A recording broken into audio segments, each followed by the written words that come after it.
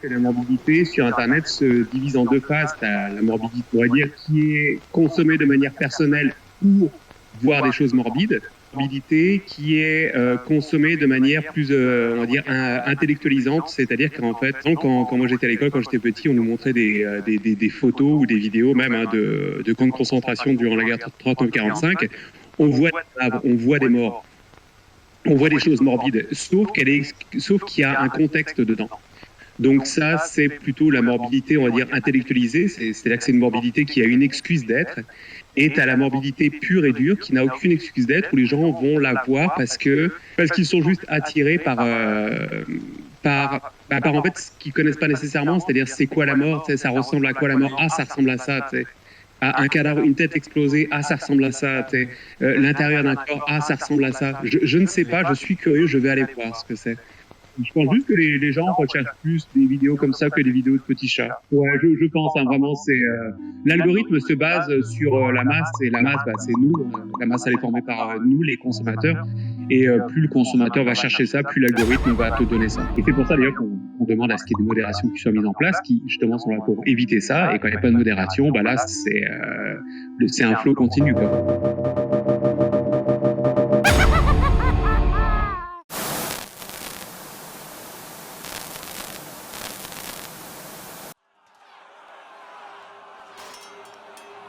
Depuis l'Antiquité, la curiosité morbide nourrit l'esprit humain. Dans les arènes romaines, des milliers de spectateurs acclamaient les gladiateurs. Le sable ensanglanté et les cris des combattants ne représentaient pas seulement une brutalité gratuite, mais un spectacle, une catharsis collective pour une foule avide de sensations fortes. Ces jeux, mêlant violence et théâtralité, répondaient à un besoin viscéral, apprivoiser la mort en la regardant en face. Des siècles plus tard, cette soif de voir l'indicible persista à travers les exécutions publiques, où la guillotine devint le théâtre d'une fascination macabre. Sur la place de la Révolution, les foules n'étaient pas seulement spectatrices, elles étaient des participants tacites d'un drame social. La chute de la lame, ce moment suspendu entre vie et mort, captivait tous les regards et nourrissait une étrange curiosité collective, un mélange de voyeurisme et d'incompréhension face à l'inéluctable. Les foires aux monstres et les freak shows, quant à eux, proposaient une autre forme de confrontation à l'étrange. Là, chaque anomalie humaine, chaque difformité était transformée en attraction. Ces spectacles offraient non seulement un divertissement, mais également une fenêtre sur ce qui se situait en dehors des normes. Un miroir déformant reflétant les peurs et les questions existentielles de l'humanité.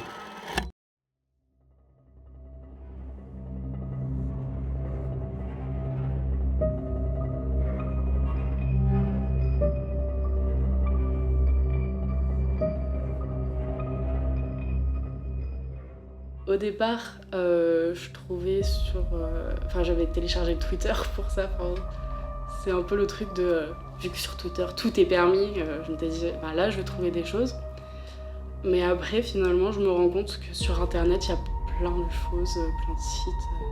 Ça peut être quand même assez angoissant et vraiment terrifiant à la longue de se dire vraiment... On peut en trouver si facilement et ça existe tellement de se dire en fait n'importe qui peut se retrouver en victime ou en coupable dans ces vidéos-là. En général, je suis plutôt perçue comme la fille un peu trop sensible, tout ça. Par exemple, les films d'horreur, j'arrive pas à regarder des films d'horreur parce que ça m'angoisse trop. Mais à côté, j'allais regarder des vidéos comme ça qui parlent de meurtre ou avec des images d'agression. Et ça me dérange pas du tout. Donc ça a un peu un impact parce que j'ai l'impression que je suis pas cohérente. Le monde dans lequel on vit, en général, c'est un monde plutôt plat. Et je pense qu'intrinsèquement, c'est en nous ce fait de vouloir rechercher cette forme de stress, de le vivre, pas de le rechercher, pardon, mais de le vivre. Et comme on peut plus vraiment le vivre comme ça, je pense que naturellement, on se tourne vers la peur, on se tourne vers l'horreur, on se tourne vers le gore pour nous donner ce côté de frisson qu'on ne peut plus qu'on avait quelque part en nous autrefois et qu'on n'a plus aujourd'hui. Je pense que c'est une des raisons pour lesquelles on regarde ça. Puis il y a aussi surtout le côté Encore une fois, comme la mort, hein, la mort, pourquoi est-ce que ça fascine? C'est parce que c'est l'inconnu. On ne sait pas et on ne saura sûrement jamais ce qui est après, quoi. Et sauf que l'avantage du gore, c'est que le gore, on ne sait pas, mais on peut savoir. Parce que là, on peut regarder des images. On peut pas regarder une image de la mort, mais on peut regarder l'image d'un cadavre. Donc, parfois, c'est les gens qui consomment du gore comme ça à outrance. C'est pas les gens justement qui ne se sentent pas vivre et donc par opposition, pour se sentir vivre, je vais regarder la mort.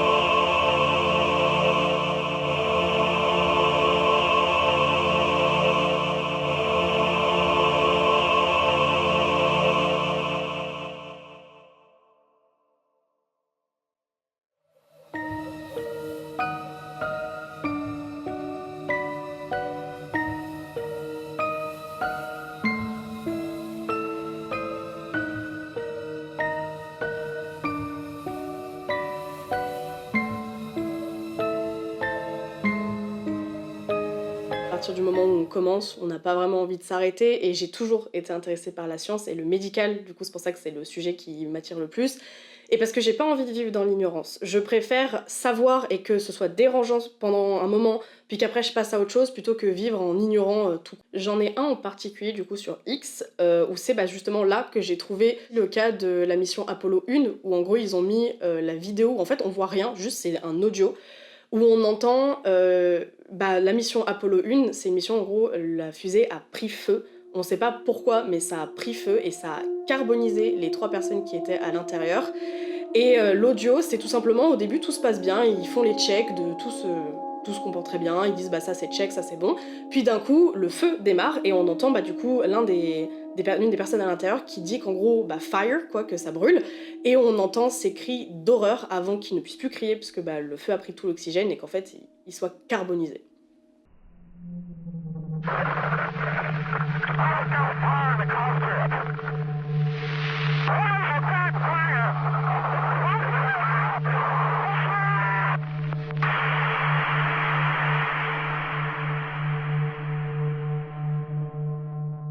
Forcément, j'ai pas toujours juste été très attirée par ça et juste non dérangée. En étant enfant, évidemment, quand on montre quelque chose de très gore, le premier réflexe, c'est pas de se dire « Oh, c'est super intéressant, j'adore !» Non, c'est plutôt de reculer et de se dire « Oula, c'est horrible !» Donc ça en a eu un, c'est que ça m'a un peu désensibilisée de ce genre de sujet. C'est-à-dire que quand maintenant je vois une énorme plaie ou quelque chose, ou vraiment par exemple un bras coupé, je sais que c'est la vraie vie, je sais que c'est un peu horrible, mais j'en ai vu tellement auparavant que je passe un peu à autre chose. Quand vous regardez par exemple des émissions de pompiers, les urgences et tout ça, ou même la gendarmerie, où y a beaucoup de violence, et souvent ils montrent par exemple des plaies, mais ils les floutent, rien que ça. C'est pas un plan qui est nécessaire parce qu'on voit rien, c'est tout flouté, mais ils le montrent quand même pour montrer un peu la gravité de la situation, et le truc c'est qu'on a tous un peu cette question de qu'est-ce qu'il y a en dessous du flou. On a envie de savoir. Et le problème c'est que du coup ça attire de plus en plus de gens, et il y en a de plus en plus qui vont sûrement aller regarder sur internet du coup à quoi ressemble une plaie similaire à ce qu'ils ont vu à la télé. Et je pense que les médias s'en servent parce que, encore une fois, ce serait ennuyant s'il n'y avait pas ça, parce qu'on se dit, il s'est fait mal, mais je vois même pas comment il s'est fait mal, je vois rien, quoi.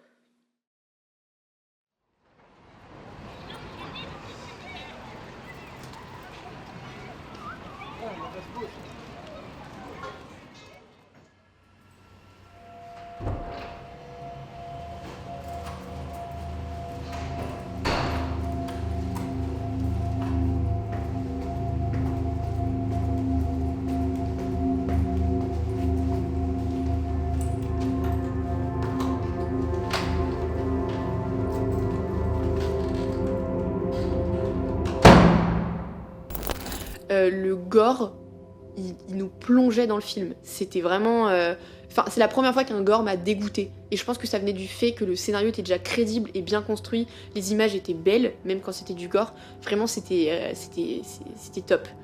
Et donc après, il y a aussi donc, le gore que je trouve moins bien fait. Donc tout ce qui est Terrifier, The Clown par exemple. Que je regarde, c'est plus... je le regarde pour me détendre en fait.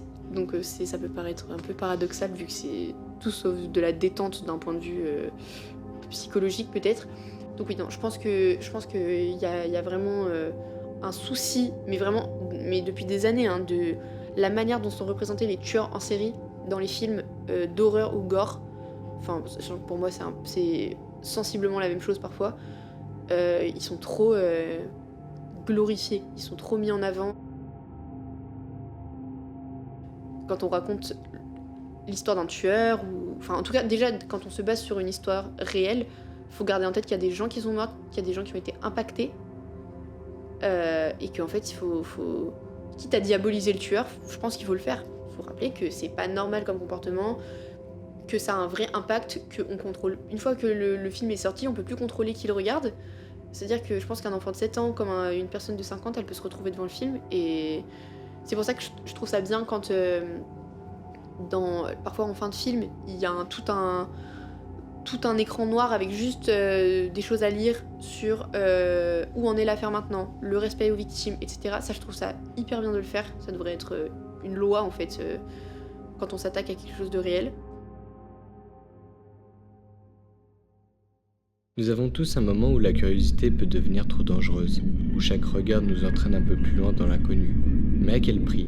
Jusqu'où irez-vous pour satisfaire ce besoin irrépressible de savoir ? Allez-vous continuer de regarder ? Ou choisir de détourner les yeux avant qu'il ne soit trop tard ?